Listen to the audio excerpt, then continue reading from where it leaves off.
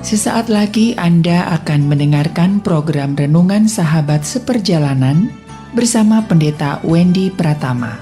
Selamat mendengarkan.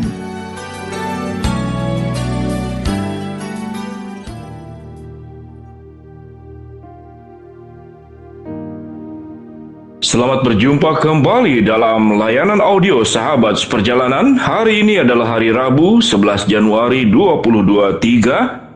Tema renungan saat teduh kita dengan judul Iri Menghambat Bahagia. Iri menghambat bahagia. Firman Tuhan terambil dalam Amsal 3 ayat yang ke-31. Demikian bunyi firman Tuhan.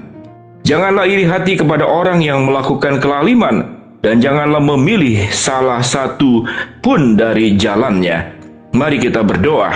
Bapa yang di dalam surga, kami bersyukur bahwa Tuhan sudah memberikan rumusan-rumusan bagaimana kami mencapai sebuah kehidupan yang berbahagia. Dalam nama Tuhan Yesus kami berdoa, amin. Shalom sahabat seperjalanan yang dikasihi Tuhan. Setiap kita berjuang untuk bahagia. Bahagia untuk diri sendiri, bahagia untuk orang-orang yang kita cintai, keluarga kita, atau kita berjuang bagaimana membahagiakan orang-orang yang sedang kita urus, kita rawat, kita perhatikan, dan kita perjuangkan untuk mencapai masa depan, khususnya anak dan cucu bagi sahabat seperjalanan yang sudah berusia dewasa. Sahabat seperjalanan yang dikasihi Tuhan, ada banyak orang bagaimana berjuang untuk bahagia, dan seringkali perjuangan bahagia yang tidak pernah mencapai kebahagiaan sekalipun sudah mencapai apa yang diinginkan. Sahabat seperjalanan garis bawahi kalimat ini. Dia tidak mencapai kebahagiaan sekalipun sudah mencapai apa yang diinginkan. Apa yang dimaksud? Suatu seseorang ingin mobil yang terbaru, biasanya bahagianya timbul dari proses ingin kemudian sesudah mendapatkan. Lalu kemudian sesudah mendapatkan, waktu setelah mendapatkan dan seterusnya, kebahagiaan itu akan menyusut. Sahabat seperjalanan, kalau yang belum pernah ke luar negeri, belum pernah ke Amerika, belum pernah ke Eropa, itu mendambakan bahwa kalau saya bisa mencapainya, sudah pergi ke sana, maka saya akan sangat bahagia. Saya bertemu dengan seorang sahabat seperjalanan tentu yang masih muda, berharap sekali ingin ke Korea. Dia seorang pengusaha, kemudian dia berkata, saya bosan ke Korea. Karena kenapa? Dia harus membantu orang tuanya berbisnis, belanja di Korea, entah barang apa. Dan dia sudah terlalu sering ke sana, dan kemudian saya melihat di Instagramnya, tampak dia foto kelelahan di WhatsApp yang dikirim kelelahan. Harus bangun jam 4 pagi. Karena di sana jam 4 pagi semua orang sudah sibuk lalu lalang. Semua orang sibuk memperjuangkan hidupnya, jalan cepat, tanpa ekspresi, berjuang memikirkan untuk memperjuangkan dirinya sendiri. Sebanyak uang apapun untuk bisa punya mobil, untuk bisa punya rumah, perjuangan di sana. Sementara kita yang di sini mengharapkan pergi ke sana. Sementara yang di sana dipenuhi juga dengan orang-orang yang berjuang dalam kehidupan. Dan tentunya tidak sedikit juga orang yang kemudian mengalami stres dengan tekanan-tekanan. Setiap negara punya persoalannya masing-masing. Sahabat seperjalanan, iri itu menghambat bahagia. Karena bahagia seringkali menjadi pupus karena faktor perbandingan. Kenapa dia lebih baik dari saya? Kenapa dia lebih maju dari saya?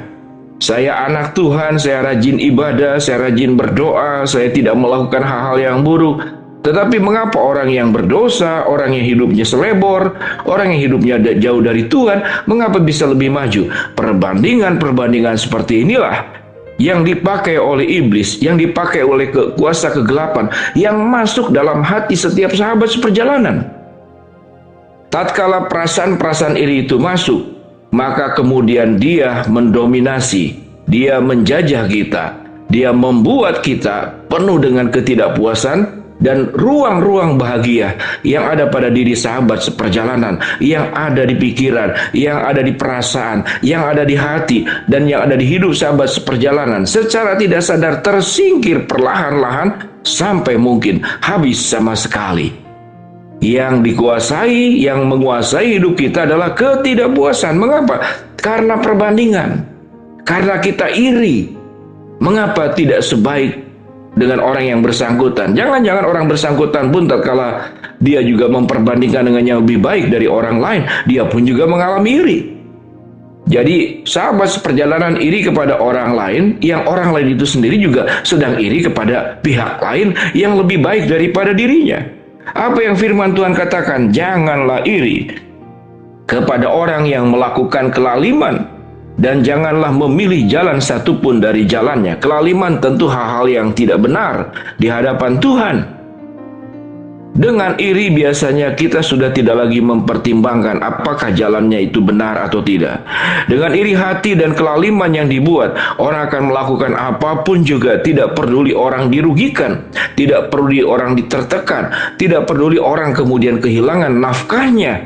Karena kita sedang berjuang mencari apapun yang semuanya untuk diri sendiri dan bukan untuk kebahagiaan bersama. Sahabat seperjalanan, pada ayat yang berikut dikatakan ayat 32, karena orang yang sesat adalah kekejian bagi Tuhan, tetapi dengan orang jujur ia bergaul erat. Dengan orang jujur Tuhan bergaul erat.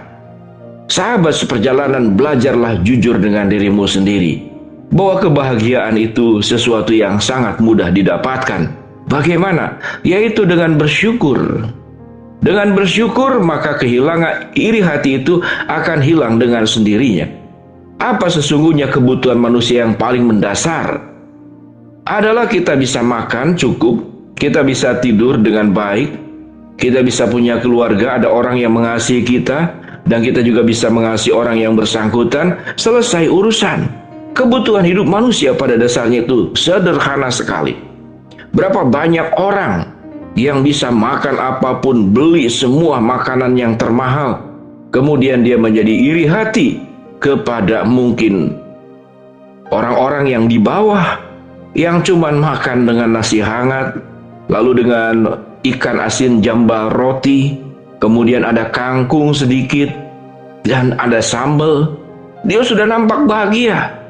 Kalau bahagia itu selalu harus dengan kemewahan, kalau bahagia itu harus selalu dengan pencapaian yang tertinggi, kalau kebahagiaan itu harus selalu dengan kedudukan, berapa banyak mereka yang sudah mendapatkan apapun, mereka kehilangan arah hidup, mereka kehilangan kebahagiaan, dan mereka lebih banyak dikelilingi oleh orang-orang yang penuh dengan kepentingan memanfaatkan daripada orang-orang yang tulus. Sahabat seperjalanan yang dikasihi Tuhan, mari kita untuk menata ulang kembali apa sesungguhnya kebahagiaan di dalam setiap hidup sahabat seperjalanan.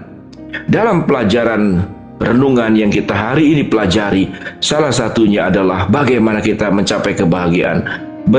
Berhentilah untuk iri hati, perbanyaklah untuk bersyukur. Tatkala sahabat seperjalanan melakukan hal ini, percayalah, kebahagiaan itu akan kembali hadir ke dalam kehidupan setiap sahabat seperjalanan. Kebahagiaan itu akan menjadi tuan rumah di dalam hidup setiap sahabat seperjalanan.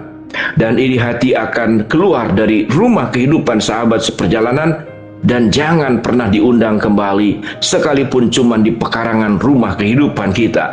Jangan izinkan, jangan lirik, apalagi iri hati itu kita undang masuk ke dalam hidup rumah tangga kita, hidup sahabat seperjalanan, dan dijadikan sebagai tuan rumah. Hilanglah kebahagiaan tersebut. Mari sahabat seperjalanan, jadilah orang jujur, jadilah orang yang penuh dengan syukur, jadilah orang yang tetap berusaha berjuang sebaik-baiknya tanpa harus iri hati. Mari kita berdoa.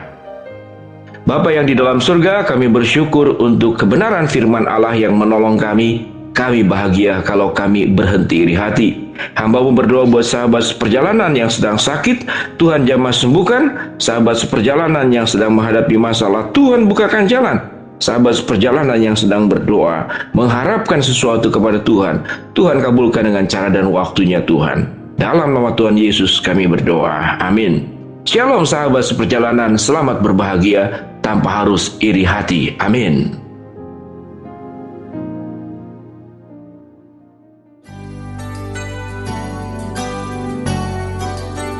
Anda baru saja mendengarkan program Renungan Sahabat Seperjalanan bersama Pendeta Wendy Pratama. Terima kasih atas perhatian Anda. Tuhan Yesus memberkati.